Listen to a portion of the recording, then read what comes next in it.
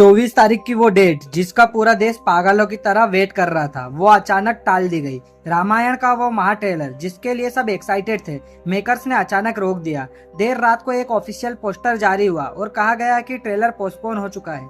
लेकिन क्या वो वजह जो पोस्टर पे लिखी थी वो पूरी तरह सच है, या फिर उस सीक्रेट स्क्रीनिंग के लीक हुए ट्रेलर ने मेकर्स का प्लान बिगाड़ दिया? और सबसे बड़ा सवाल, उस लीक ट्रेलर में ऐसा आखिर क्या क्या दिखाया गया था? आज के इस वीडियो में हम सारी बातों पर डिटेल्स में बात करने वाले हैं। सबसे पहले बात करते हैं उस ऑफिशियल नोटिस की जो मेकर्स ने डिस्ट्रीब्यूटर पार्टनरशिप सोनी के साथ मिलकर शेयर किया है। नोटिस में लिखा है कि देश में हाल ही में हुए स्टूडेंट प्रोटेस्ट और सोशल मीडिया के माहौल को देखते हुए टीम ने ट्रेलर रिलीज को आगे बढ़ाने का फैसला लिया है। मेकर्स का कहना है कि ऐसे माहौल में इतने बड़े प्रोजेक्ट का जश्न मनाना सही नहीं होगा। पहली नजर में यह एक सेंसिबल और रिस्पॉन्सिबल फैसला लगता है, लेकिन सिनेमा जगत के इनसाइड सोर्सेज और इंटरनेट के बैकएंड से जो खबरें आ रही है वो कहानी का एक दूसरा एंगल दिखा रही है। कहानी का दूसरा और सबसे बड़ा कड़वा सच शुरू होता है वो सीक्रेट स्क्रीनिंग से, जो मुंबई के एक हाई सिक्योरिटी थिएटर में हुई थी। वहां चुनिंदा मीडिया और बड़े यूट्यूबर्स को 3 मिनट से लंबा एक्सक्लूसिव ट्रेलर दिखाया गया था।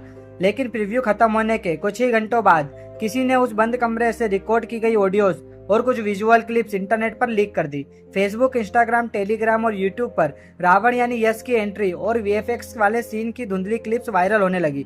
करोड़ों के बजट से बनी फिल्म का पहला इंप्रेशन जब ऐसे खराब क्वालिटी में लीक हुआ तो मेकर्स के होश उड़ गए। इस लीक्ड कंट्रोवर्सी को कंट्रोल करने के लिए मेकर्स ने इमरजेंसी मीटिंग बुलाई और तुरंत ट्रेलर की रिलीज डेट को आगे बढ़ा दिया गया। लेकिन अब सबसे बड़ा सवाल है, आखिर उस ट्रेलर में ऐसा क्या था जिसके लिए इतना बवाल मचा हुआ है? चलिए आपको बताते हैं उस बंद कमरे में दिखे ट्रेलर का एक एक डिटेल। सब सोच रहे थे कि शुरुआत रणबीर कपूर से होगी, लेकिन नहीं। ट्रेलर की पहली ही फ्रेम में लंकापति रावण यानी यश का एक बेहद डार्क, खुकार और मॉडर्न लुक दिखाई देता है। बैकग्राउंड में एक ऐसी भारी वॉइस ओवर चलती है जो सीधे रोंगटे खड़े कर देती है। और अगर देखा जाए तो ट्रेलर में सबका ध्यान और सबसे ज्यादा सीटियां और तालियां बटोरने का काम अगर कोई कर रहा था तो वो यश का लंकापति रावण का किरदार ही था। रावण के धांसू इंट्रो के बाद स्क्रीन पर एंट्री होती है भगवान श्री राम के रूप में रणबीर कपूर की।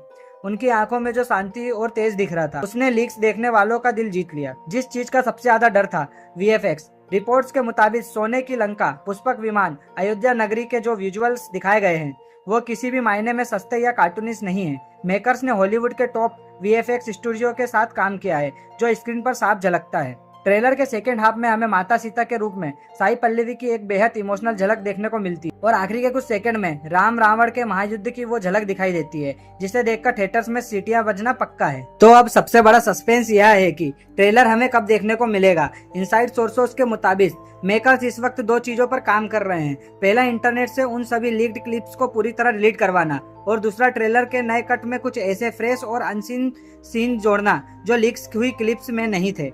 जबकि यह ट्रेलर दोबारा आएगा तो लीक्स फुटेज से 10 गुना ज्यादा भव्य होगा। उम्मीद है कि अगले हफ्ते की एंड तक नई डेट्स का अनाउंसमेंट हो जाएगा।